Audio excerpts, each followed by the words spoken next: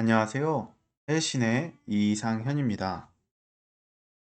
금일은 남은 하반기와 내년 상반기 S&P와 REC 전망을 좀 해보도록 하겠습니다. 전망을 하기 전에 저희 이제 현 태양광 시장 상황을 같이 한번 살펴보도록 하겠습니다. 현재 저희 태양광 상황은 21년 9월을 기준으로 누적 발전소 9만 5천 개, 발전소 용량으로는 16기가, 21년 6월 기준으로 발전량은 5만 8천 기가와트 아워였습니다.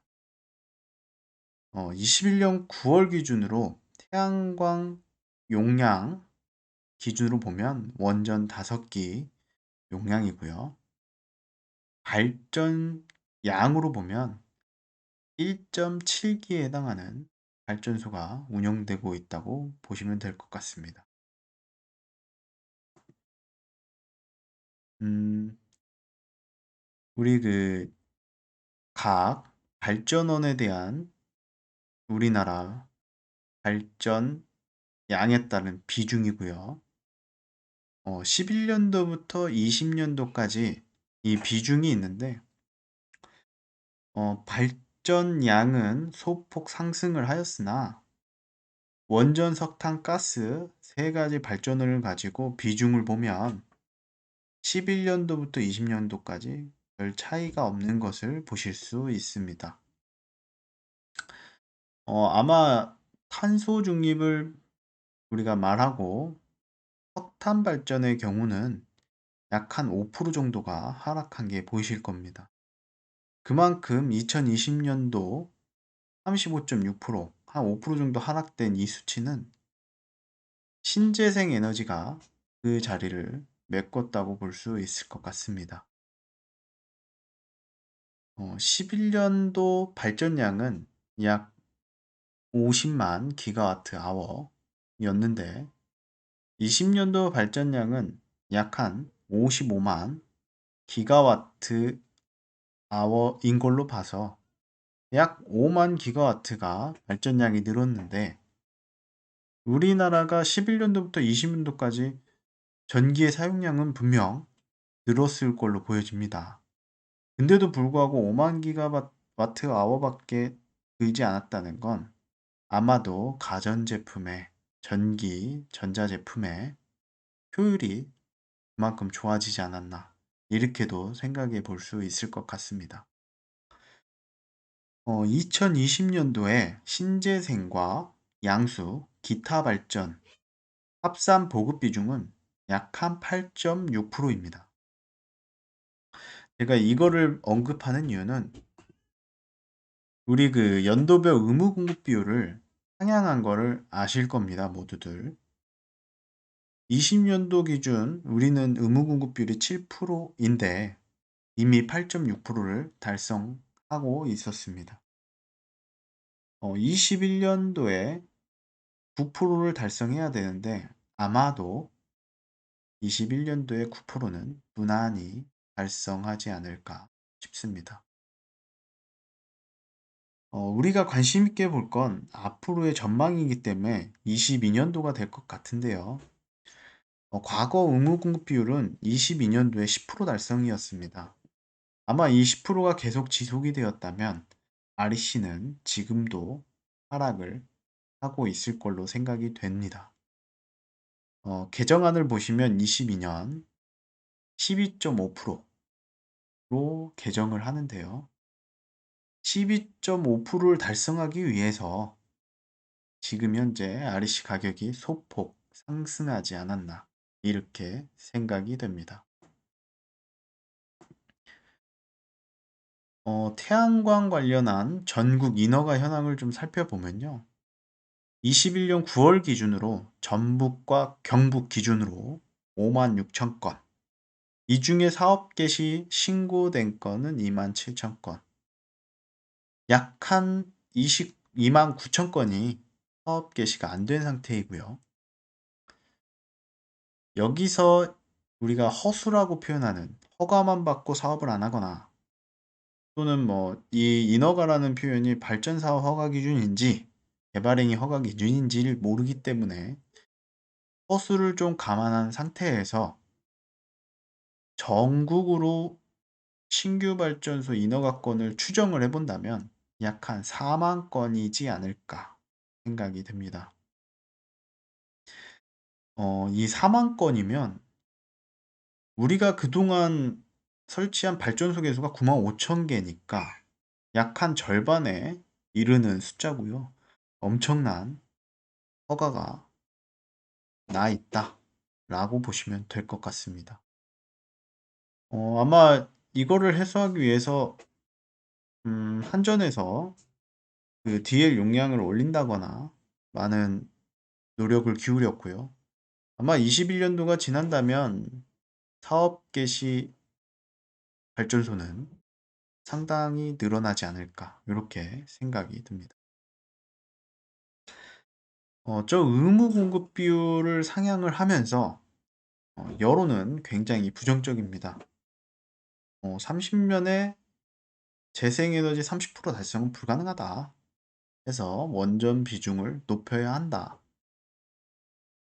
탈원전, 신재생 때문에 한전 3분기 영업 손실이 1조에 육박한다. 30% 달성에 대한 건 음, 잠시 뒤에 한자부 해명 자료가 있기 때문에 거기서 다시 살펴보기로 하고요. 한전의 영업 손실은 아마 이게 한전만의 문제는 아닐 겁니다. 발전 공기업들도 어, 의무 공급 비율 달성을 위해서 REC를 매입을 하다 보니 적자가 상당한 것으로 알고 있습니다. 특히나 한전의 경우는 발전 원가가 100원을 넘어서게 되면 제가 알기로 그때부터 적자인 것으로 알고 있는데요. 위에서도 살펴보았지만 석탄 발전은 좀 줄었으나 천연가스 비중이 높은 가스 가격이나 유류 가격이 상승을 하면서 별 수 없이 발전 원가는 증가를 했고요. 그로 인해 한전 적자가 늘어나지 않았나. 그리고 신재생 에너지를 보급하기 위해서 별 수 없이 초과되지 않았던 변전소들이 초과가 되면서 변전소를 신설하고 연계를 위해 선로를 증설하고 신설하는 과정에서 아마 적자가 늘어나지 않았나 생각이 듭니다. 자, 아까 얘기 드린 30년에 30% 이상 달성. 이거에 대해서 산자부가 보도 해명 자료를 내놨는데요. 보도 해명 자료의 일부 문구를 좀 보시면 18년도부터 19년, 20년도까지 재생에너지 목표치 초과 달성을 하고 있었다라는 문구가 보입니다. 18년도부터 20년도까지 재생에너지가 초과 달성하였기 때문에 아마 REC가 하락하지 않았나 생각이 듭니다. 그리고 30년에 재생에너지 30% 이상 달성한다는 건 정부는 재생에너지뿐 아니라 신에너지인 연료전지를 포함해서 30% 이상을 달성하겠다고 이야기를 합니다. 여기서 우리가 주목할 건 재생에너지가 아닌 연료전지를 포함한 발전 비중이다. 그러면서 아래 제가 이제 그 기사 몇 개를 타이틀을 또 캡처를 했는데요. 정부는 수소 암모니아 발전 35년에 상용화를 하겠다. 발전 공기업 50년에 석탄 발전 전면 중단한다. 태양광 대표 기업 하나 수소 기술로 50년 탄소 중립 달성하겠다. 자, 모든 기사 그리고 이때 제가 프레젠테이션을 준비하는 이 시점 이후에 정부에서 R&D를 결성한 걸로 알고 있습니다. 수소 암모니아 부분. 결론은 그동안은 신재생 에너지 보급을 태양광 풍력으로 비중을 두었으나 탄소 중립을 위해서 앞으로는 수소 연료 전지로 가겠다라는 걸 예측할 수 있습니다.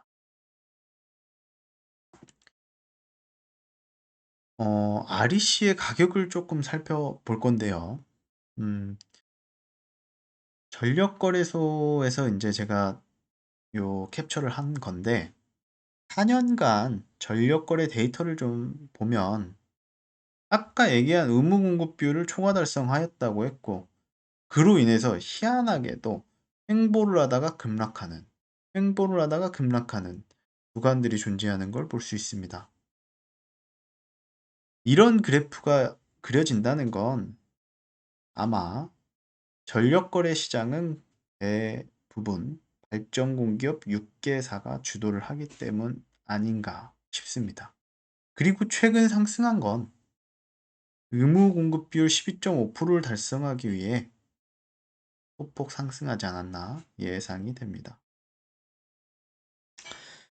그리고 최근 REC가 소폭 상승했다고 말씀드렸는데요. 저번 주 목요일이죠. 그때 거래량도 약 한 20만 REC 정도 거래가 되었고, 4만 원 선에 꾸준히 거래되는 걸 보실 수 있습니다. 즉, 4만 원은 안 됐더라고요. 39,400원, 800원. 그리고 이제 S&P를 좌지우지하는 천연가스와 유가를 좀 살펴보면, 천정부지로 오를 것 같던 천연가스가 최근 며칠간 조금 주춤하면서 횡보를 하는 듯한 그림을 보여주고 있고요. 유가 또한 최근 계속 올랐지만 아직까지도 멈출 줄 모르고 계속 오르고 있는 상태입니다. 사실 아마 이것은 뭐 중국과 미국의 힘겨루기 때문에 벌어지고 있는 거 아닌가 이렇게 예상이 되는데요.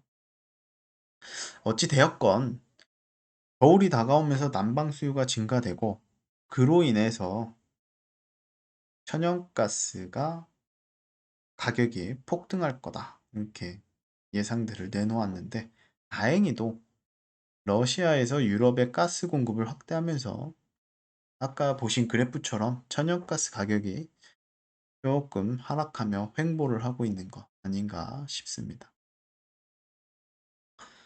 지금은 어쨌든 안정세를 보이지만 얼마든지 중국과 미국의 대립이 심화되고 천연가스 수급이 어려움을 겪는다면 얼마든지 상승할 것으로 보여지고요.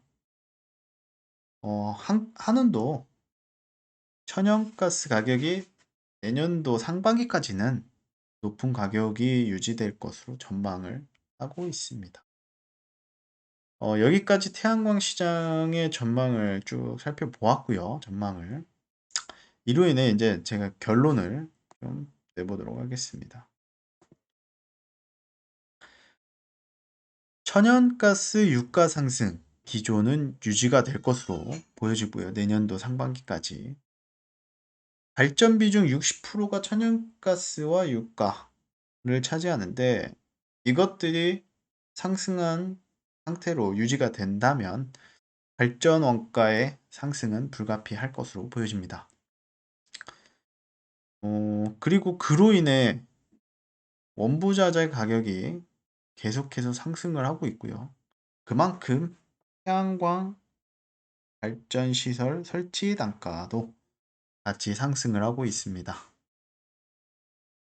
그로 인해서 S&P는 내년도 상반기까지 120원 이상 유지가 되지 않을까 이렇게 생각이 듭니다.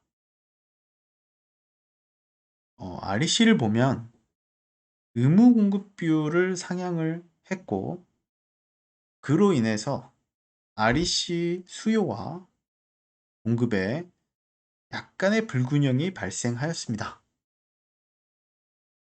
하지만 이게 장기적으로 갈 것 같진 않고요. 내년도나 내후년 불치의 발전소, 대형 발전소들이 건설이 끝난다면 아마 이 REC의 수요와 공급은 불균형은 맞춰질 것으로 보여지고요. 그 기간 동안 연료전지 기술 개발이 이루어져 보급이 된다면 이 REC는 3만 원이 아닌 그 밑으로 갈 수도 있지 않을까 생각이 듭니다. 그 사이 동안 아리백 제도가 활성화가 된다면 또 얘기는 좀 다르겠지만 현재로서는 아직까지 제가 판단하기로는 그렇게 보이지는 않습니다. 어찌 되었건 의무 공급 비율 상향이 가져온 건 전력 거래 시장의 활성화였고요. 20만 REC씩 거래가 됨에도 불구하고 4만 원을 유지하는 걸로 보아 이 12.5%라는 의무 공급 비율을 달성하기 전까진 REC를 꾸준히 발전 공급에서 많이 사들일 것이다. 그로 인해서 약 4만 원을 기준으로 단기로는 5만 원까지도 내다볼 수 있지 않겠느냐. 이렇게 생각이 듭니다. 제가 생각하는 REC의 상반기 단가는 평균적으로는 한 4만 원을 기준으로 움직일 것으로 보여집니다. 여기까지 제가 찾은 데이터와 자료를 가지고 제 개인적인 의견을 말씀을 드리면서요. 어, 이거는 여러분들께서 태양광 사업을 하는 데 있어서 조금이나마 수익을 내시는데 보탬이 되고 싶은 마음에 제가 이 영상을 올려드리고요. 요거는 아까도 얘기 드렸지만 개인적인 의견인 것을 꼭 감안해 주시고 참고만 해 주시기 바라겠습니다. 여기까지 태양광, 나름의 태양광 자부심을 가진 태신의 이상현이었습니다. 감사합니다.